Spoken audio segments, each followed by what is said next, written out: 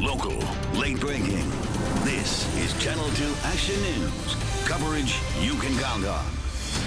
Good evening, I'm Jolie Starr. I'm Connor Richter. A bank has just tripled the amount of the reward for a robber with an unusual way of committing crimes. New at this hour, Channel 2 News intern Chandler Morgan has the investigation and clues police are working with. It happened inside this Piedmont bank just hours before doors are set to open. An employee face to face with a robber as she was held at gunpoint.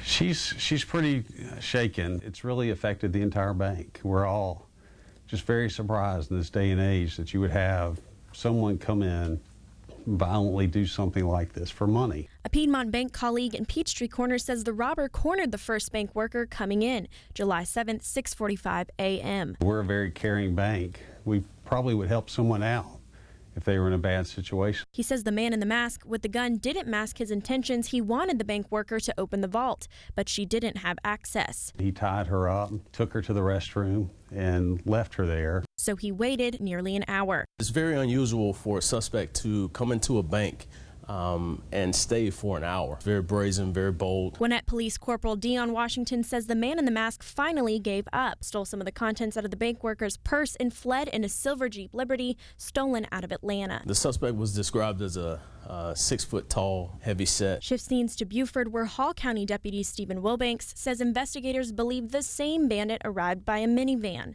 We believe was picked up by the getaway vehicle in a local mobile home park. We're actively working leads. We're gathering more information. Now police tell us they're making this case a top priority and are encouraging anybody with any information to come forward to Crime Stoppers as a $7,000 reward is being offered.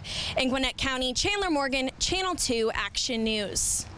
Waffle House has pulled the plug on a controversial plan to build a restaurant in downtown Woodstock. Earlier this month, we told you about residents who spoke out against plans for the historic downtown area. More than 1,400 people signed a petition opposing the plan. Residents said the chain wasn't a good fit for the area, and they worried about the restaurant's 24-hour operating system. Investigators in Hall County are hoping for new information in an unsolved murder. They want to know who killed a mother of two. They say someone shot 32-year-old Holly Strickland in February 2014. They hope enough time has passed for someone to speak up. I think a lot of times when something first happens, people are afraid to come forward.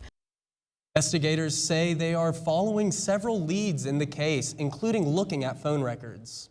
Republican presidential nominee Donald Trump is in Atlanta today for a campaign rally. That's also where crowds with varying opinions have also gathered. Channel 2 News intern Evan Moon is outside Fox Theater, where many have arrived with a message. I'm here at the Fox Theater in downtown Atlanta, where Donald Trump's campaign rally started at noon. Most of the supporters are now inside Fox Theater, but across the street, protesters are still singing, chanting, getting across their message. Fortunately, the protesters have remained civil throughout the morning. Hey, hey, ho, ho, Trump's got to go.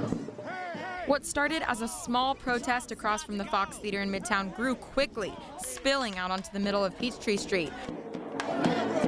More than 100 people holding signs and marching, all in protest of presumptive Republican presidential nominee Donald Trump. He is holding a rally which is met with much opposition.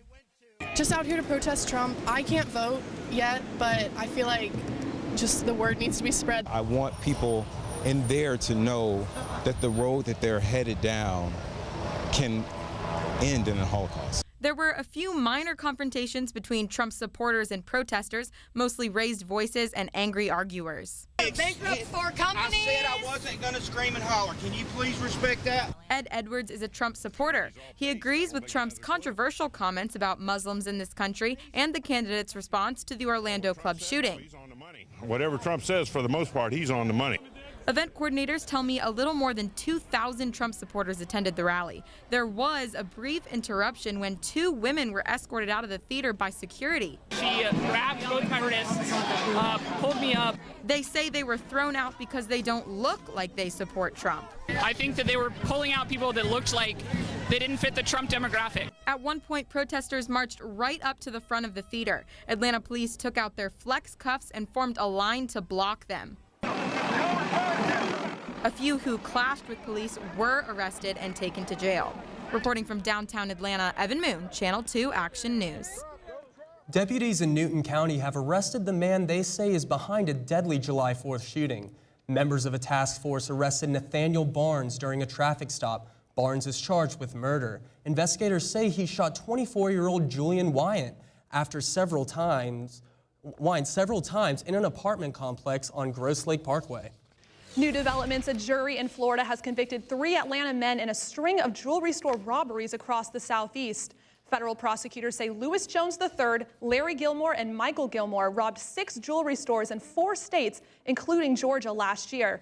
A 4th person, Abigail Kemp, pleaded guilty. Investigators say the group stole more than $4 million in jewels. They each face life sentences in October. Channel 2 Action News got a tour of the progress at Mercedes-Benz Stadium, the future home of the Atlanta Falcons. Channel 2 News intern Parker Branton got a behind-the-scenes look at what will make this stadium one of a kind. We're here at the new Mercedes-Benz Stadium, and this place is amazing. Take a look at that red crane behind me. It is one of 2 of the largest cranes in the world. Project managers told us that they are going to install over 50 million LED lights covering over 63,000 square feet inside and outside of the stadium, that it will light up when the Falcons score a touchdown. Everywhere you look, men and women are quickly constructing Mercedes-Benz Stadium. Some are dangling hundreds of feet in the air, others are furiously putting nails in the wall. The Halo board in itself is going to be over 63,000 square feet of LED video board, making it the largest in the world. To say the stadium roof is complex would be an understatement. These steel structures weigh more than 700,000 pounds. So it's been principally, you would say those overruns were principally driven by the complexity of design, the amount of steel involved, the number of cranes involved. This is the largest crane in the world, and the team making it all come together are the best in the world. Building will light up. And when we say light up, I mean electric. You will feel it light up. From an exterior perspective, we're going to have different lighting colors. Falcons owner Arthur Blank recruited Mike Gomes away from one of the biggest entertainment companies to head up fan experience. And it's what's going into this structure that will make it so unique and arguably the best stadium of them all. In total, those boards will have over 50 million LED lights that the production team is going to turn on and off, change color, make the stadium come alive. Falcons leaders say the LED technology will blow people away. Falcons president and CEO Rich McKay says everything is still on schedule. You've seen the number of lifts that we've had. We're in a pretty good place. The Atlanta United soccer team will be the first to take the field a year from now. Stadium officials told us that their goal is to get people in and out of the stadium in 5 minutes or less. At the new home of the Atlanta Falcons, Parker Branton, Channel 2 Action News.